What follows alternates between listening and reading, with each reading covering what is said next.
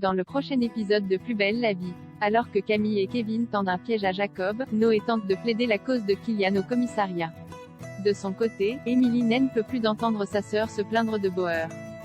Attention, les paragraphes qui suivent contiennent des spoilers sur l'épisode de Plus belle la vie diffusé demain soir sur France 3. Camille tend un piège à Jacob après avoir fait l'amour avec Kevin. Camille accepte de donner un rendez-vous à Jacob dans l'après-midi pour que la police l'arrête. Elle lui envoie un message et lui demande de la rejoindre dans un parc pour un motif urgent. Tout d'abord récite, Jacob accepte. Tandis que Kevin laisse exploser sa colère contre Nobu, révolté d'avoir dû aller aussi loin pour manipuler Camille, la jeune femme est sur un petit nuage et se rend chez sa sœur pour lui raconter sa nuit. Mais Emma, toujours sans nouvelles de Baptiste, prend comme un affront l'étalage de joie de sa sœur et lui rappelle que son mari a disparu. Camille s'assombrit aussitôt. Penaude, Emma s'excuse et l'incite à lui parler de sa relation avec Kevin. À l'heure du rendez-vous, Camille se présente dans le parc et attend Jacob sur un banc, sous la surveillance de Kevin, Nobu et son équipe. Lorsque Jacob s'assoit dos à Camille, la police le somme de mettre les mains en l'air. Alors que l'homme s'apprête à s'enfuir, les agents ouvrent le feu et l'abattent. Pensant que Jacob est mort, Camille, mais lorsque le visage de l'individu est dévoilé, elle s'aperçoit avec soulagement qu'il ne s'agit pas de lui mais d'un inconnu servant d'appât. Noé sort Kylian du pétrin. Noé apprend à Lola que Kylian est en garde à vue après avoir frappé un policier lors de la soirée de la veille.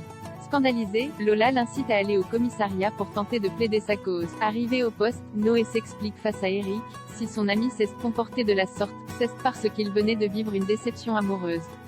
Peu convaincu, l'agent de police se montre malgré tout indulgent et laisse sortir Kylian. Dehors, celui-ci retrouve Betty, qui lui reproche son comportement violent. Kylian s'excuse, lui expliquant qu'il s'est senti blessé quand elle et Noé sont montés s'isoler dans la chambre. Betty se met à rire, car tous deux sont simplement allés discuter.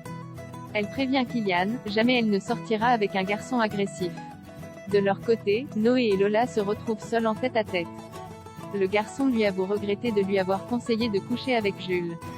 Lola lui avoue qu'elle ne sait plus ce qu'elle ressent entre Jules et lui, mais elle ne veut pas qu'ils se perdent de vue. Léa et Jean-Paul se réconcilient lors d'une séance de yoga prénatal avec Emily. Léa vide son sac et lui dit tout le mal qu'elle pense de Jean-Paul après que ce dernier a acheté l'appartement sans lui demander son avis. Alors qu'elle le traite d'égoïste et de macho, Emily explose.